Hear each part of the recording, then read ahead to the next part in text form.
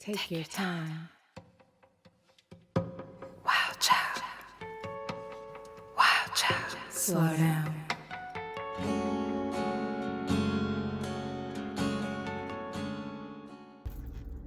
Salams, beautiful people. Welcome back to Tears and Flowers. It's your girl Z, and you are now inside the mind of a healing Muslima. Today I'm doing sort of like a check-in, check-up for all my peeps that suffered with depression before, during, and after Shahr Ramadan. So the month of fasting, the holy month is gone.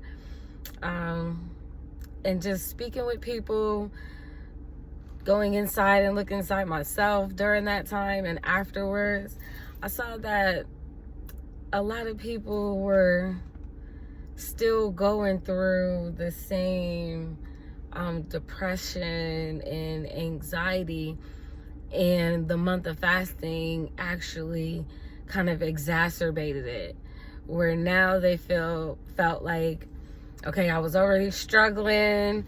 Now, I have this religious obligation that I have to fulfill. And, and I have so much going on already. So, how am I going to navigate this? A lot of people, including myself, was depressed during Shahr Ramadan, or at least part of it. And when it left, we didn't really feel like we benefited from that month as much as we have in previous years, and just in any other time where you felt you truly had some type of transformation or growth during that time. And for me, I started feeling like, as it was coming to an end, I started feeling like I didn't have no growth or like no real, transformation. I was hoping for a miracle. Okay, but then I did realize, I started analyzing, just my habits, my own personal habits. And I realized there were a lot of things, bad habits that I changed, that I corrected. I kind of slid back into some of them, stuck for a while afterwards, but I did make efforts, I did make changes, and there was growth. But when you're fighting these feelings of depression and anxiety and the million other things that you can have going on, because Shahr Ramadan doesn't stop, abusers from abusing, doesn't stop people that are coping with mental health issues from these issues still, affecting them. And just speaking with people, I found that, a lot of people felt the same way that I felt in a lot of different ways. They felt that there were some parts of them that, experienced a transformation of growth, but they also still kind of felt overwhelmed. And now that the month is over and, people were getting back into their normal routines or whatever, it's right. It kind of feels like everything is just piling right back on you, being dumped right back on you. And a lot of us are struggling to figure out, okay, how do I take the growth that I acquired during Shahr Ramadan and just continue it so you can feel better about yourself. There are going to be hard days still. There's going to be days where you want to give up still. All of those, but I'm trying to remember the little habits that I picked up during that month, just to kind of keep me going, because it's gonna, this healing journey is gonna continue. It's always going to be, you're really never gonna reach your destination. There's always gonna be some type of trigger. You will get better at coping with those triggers. You will get better at being non-reactive to them, but you will always be healing, because they're wounds, and there's always going to be something that can, remind you of that, can open up that wound a little bit more, you know what I mean? So you're always going to be healing. And then on top of that, we forget that we are healing from past and childhood traumas while still trying to be happy today, while still trying to be loving today and be loved today, and, you know, have relationships today, have good communication in your relationships today. Like, so you're juggling so many things, and it can feel so overwhelming, like so overwhelming. I just spoke with someone yesterday, and she really had to, you know, help kind of remind me that, you know, there you did experience growth, and you're still growing.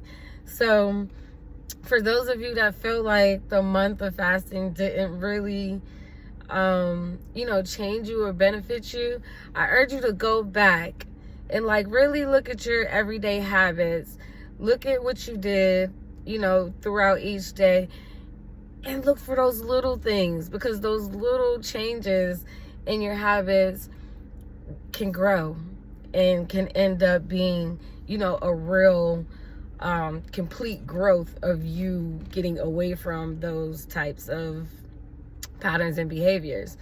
And so yeah, I just encourage you to go back and look at the small things, because it doesn't always have to be, you know, this huge transformation. Like, and it's not hardly ever going to be this huge transformation where you just wake up one day and everything is right in the world, and you view the world in this, you know, in a different way that you view it now, because your trauma colors the world. It colors the way you view the world.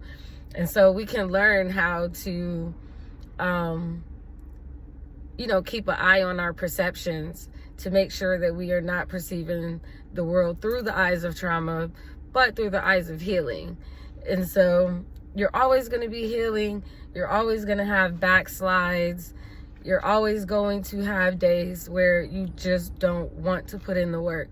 It can be exhausting, concentrating so much on healing that you literally forget to live. You forget to actually try to experience things because you're trying to head off the anxiety. You're trying to head off the depression. It's all of these things. You're constantly focused, hyper focused on healing, and you end up missing out on so much. So I would advise you, again, because I have to do it often, I have such high standards for myself that, and when I don't reach those standards, I'm so disappointed, I'm crushed, and I kind of go into this negative spiral of thoughts. And I have tried to make it a habit to stop and to look for the small things. Like, I'm not gonna wake up tomorrow an angel. I'm not gonna wake up tomorrow sinless. I'm not gonna wake up none of these days being sinless, and I'm gonna make mistakes, and I have to learn how to forgive myself for the mistakes.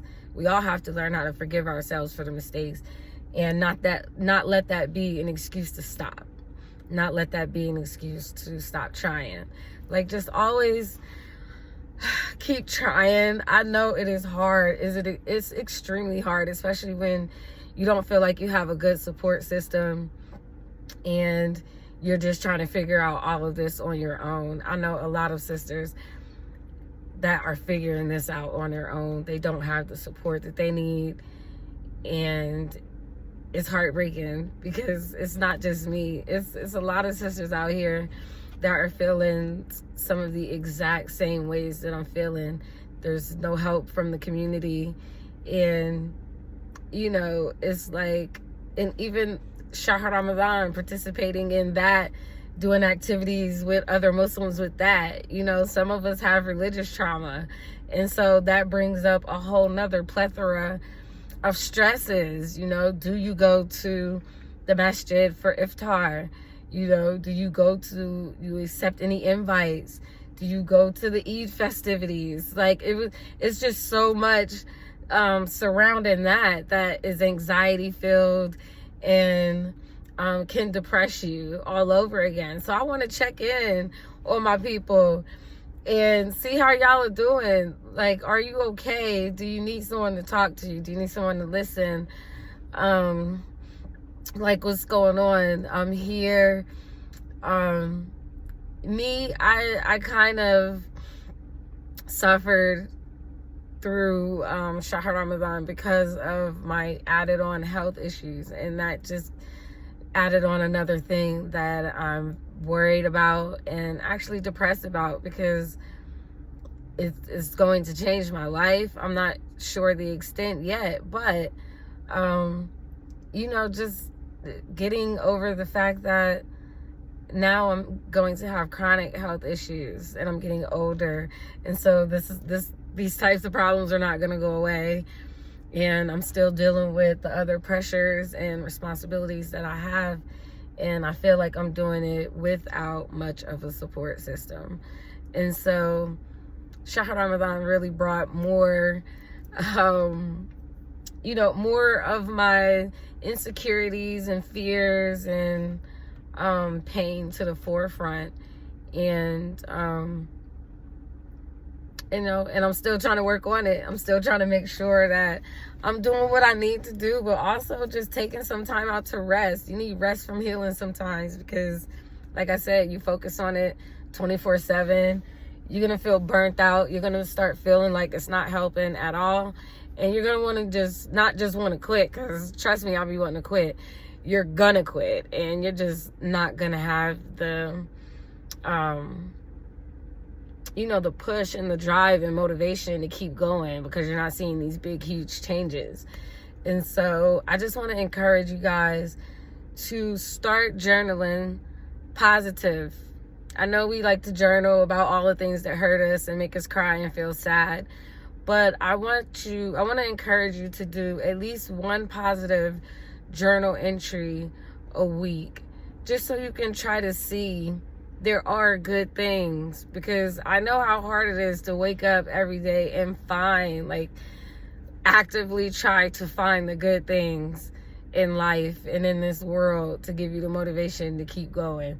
So try to pick at least one day where you don't write about anything that has hurt you, that has upset you, or made you angry. Write about something that you are grateful for. Everybody has something that they can be grateful for. I don't care how bad your life is, what you're going through. Everybody has at least one thing that they can be grateful for. And if you look hard enough, once a week, you can find something else. You know what I mean? And there might be times where the only thing you can come up with is, I'm grateful that I'm not dead today, or I'm grateful that I'm still breathing, or whatever. But just try to pick a day to focus on the positive things and the positive changes that you're making for yourself, because I know a lot of us was praying for, some big miraculous healing during Shahar Ramadan, and that's usually not how it goes. You ask for patience, Allah gives you situations that you can exercise that patience in. So just checking on my peeps. Hope everybody is doing good. I wasn't able to put up to post any new episodes before this, because my whole house had the flu, and so we were just all out of commission for a while, and then trying to get back to regular habits after Shahar Ramadan. Got so many things going on. It's kind of hard for me to find the time, which before I started making the actual videos, a lot of my episodes were recorded in my car because I have kids that they have activities or whatever that they need to do, and a lot of times it just doesn't make sense for me to drive all the way back home before I go pick them back up.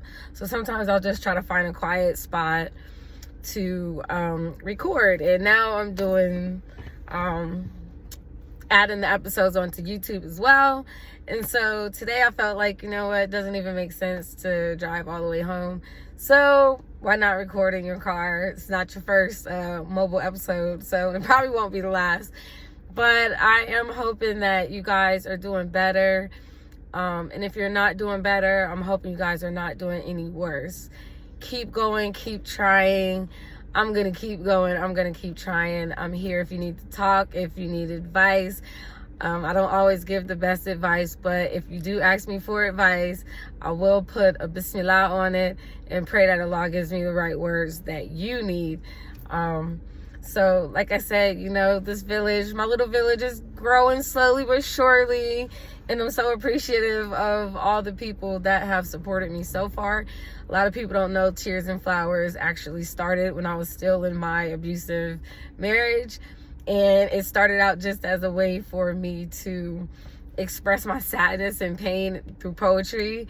And it kind of evolved into this. And I'm praying that it continues to grow and evolve into even more things where I can offer resources, where I can offer, you know, substantial help and not just be an ear or a shoulder, you know, to speak about it. But, you know, even that helps, though. You know, you're not alone. You know, none of us are perfect. We're going to still keep going through these things. And I'm here to encourage you to keep trying. And I love you all for encouraging me for keep trying. I'm going to keep going. And until next time, you guys, I pray that you are just able to find something to be grateful for at least once a day, enough to keep you pushing and enough to keep you trying. Till next time, guys. Peace.